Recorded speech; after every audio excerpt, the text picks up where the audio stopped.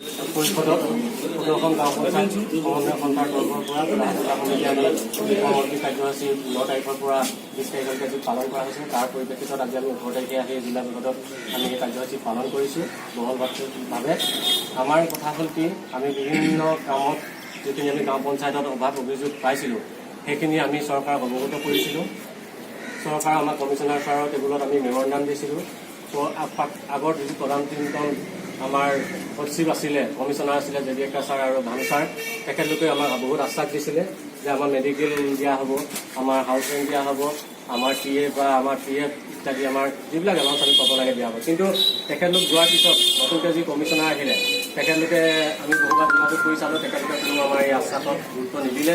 নিদিয়াৰ পৰিপ্ৰেক্ষিতত আমি ৰাজ্যিক সমিতিৰ তৰফৰ পৰা, মই ৰাজ্যিক সমিতিৰ ভাইচ প্ৰেচিডেণ্টো হয়, আমি এটা সিদ্ধান্ত ল'লোঁ যে সিদ্ধান্ত মৰ্মে যদি আমাৰ এই কাৰ্যসূচী বা আমাৰ যিখিনি দাবী তেখেতলোকে পালন নকৰে বা আমাৰ তাত আলোচনাৰ কাৰণে নিমন্ত্ৰণ নকৰে, তেতিয়াহ'লে আমি এই কাৰ্যসূচী পালন কৰিম।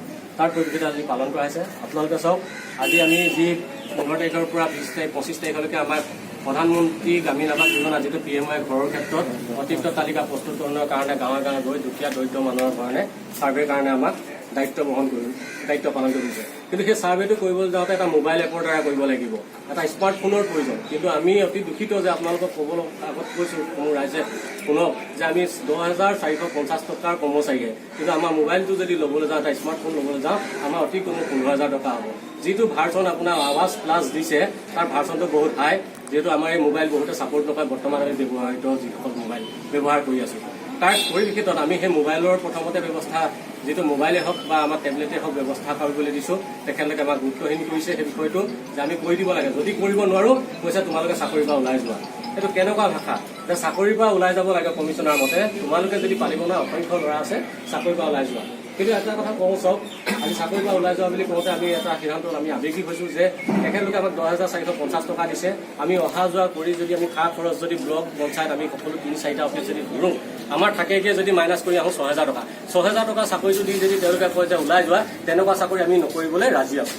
আমি নিজে, তেওঁলোকে কি টাৰ্মিনেট কৰিব, আমি নিজে পদক্ষেপ কৰিম বা আমি চাকৰিটো ষ্ট্ৰাইক কৰিম। আমি এতিয়া বিচাৰিছোঁ যে তেখেতলোকে আমাৰ দাবীসমূহ সমাধান কৰক। প্ৰথমতেই হ'ল আমাৰ যিটো ১৫ তাৰিখৰ পৰা ২৫ তাৰিখলৈকে কাৰ্যসূচী দিছে, তাৰ কাৰণে আমাক প্ৰথমতেই দিব লাগিব এটা মানে মোবাইলে এপেই হওক বা টেবলেটেই হওক আমাক যোগান ধৰক। দ্বিতীয়তে নেট পেকৰ ব্যৱস্থা কৰক। ৩ নম্বৰতে কথা হ'ল আমি যিখিনি আমি কাম কৰিবলৈ যাম, ছাৰ্ভে কৰিবলৈ যাওঁতে আমাৰ বহুতো ল'ৰা ধৰক অফিচৰ পৰা দূৰত্ব আছে, এটা পৰিৱৰ্তন